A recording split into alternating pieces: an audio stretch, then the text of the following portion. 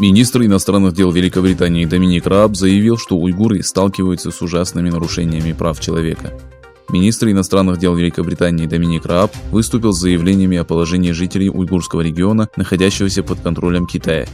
Очевидно, что насильственные и ужасные нарушения прав человека в отношении уйгуров продолжаются и сегодня, поэтому мы вместе с 27 странами призвали прекратить гонение уйгуров и правонарушения в Гонконге, сказал британский министр. Отметив, что Китай несет ответственность за нарушение прав человека в уйгурском регионе, Рааб заявил, что санкции в отношении виновных должны быть приняты незамедлительно. Министр иностранных дел Великобритании сообщил, что Англия будет действовать совместно со своими союзниками. Заявив, что сообщение о методах принудительного контроля над рождаемостью и широкомасштабной политике преследования, применяемой к мусульманам в уйгурском регионе, напоминает репрессии прошлого века, Рааб назвал это ужасным и отвратительным. Посол Пекина в Великобритании Лю Сяомин заявил, что уйгуры живут счастливо и что Пекин справедливо относится к этническим меньшинствам.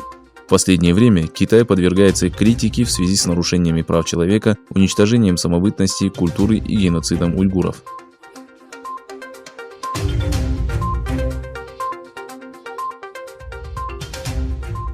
Председатель партии Великого Союза Мустафа Дестиджи заявил, что поддержка оставшихся без помощи, слабых и тех, кто подвергся несправедливости, является неотъемлемой частью веры, истории и культуры турецкого народа. На вопрос, должна ли Турция придавать значение проблеме Восточного Туркестана, Дестиджи ответил следующим образом. Достаточно ли того, что сегодня предпринимает Турция? Есть такие, кто говорит, нам что, воевать с Китаем? Если понадобится, то мы объявим войну. В Восточном Туркестане подвергается геноциду более 40 миллионов тюрков. Туркестан оккупирован. Если для спасения наших братьев придется воевать, то мы будем вести войну.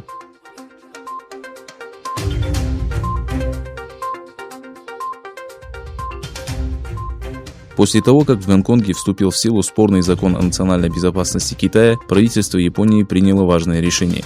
Согласно информации Bloomberg, правительство выделило $536 миллионов на финансирование японских фирм, которые перенесут свои заводы из Китая в Японию или другую страну Юго-Восточной Азии. Выделенный бюджет может увеличиться в несколько раз, сообщают японские правительственные источники. Другими причинами, по которым Япония пошла на этот шаг, является снижение зависимости производства от Китая и повышение безопасности цепочки поставок.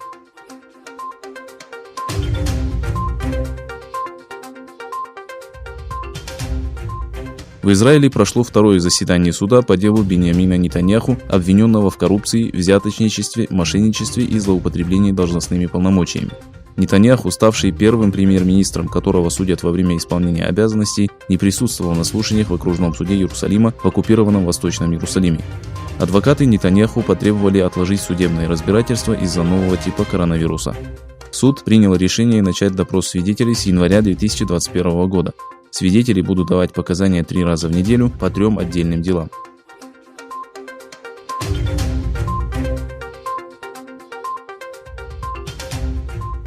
Лидеры Германии, Франции и Италии сообщили о возможном подписании декларации против стран, которые вмешались в ливийский конфликт и доставляли оружие в эту страну.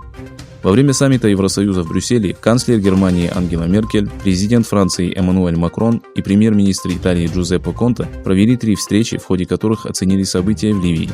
Мы не исключаем возможность применения санкций, если эмбарго на поставки оружия в Ливию будет по-прежнему включать море, сушу и воздух, заявили европейские лидеры.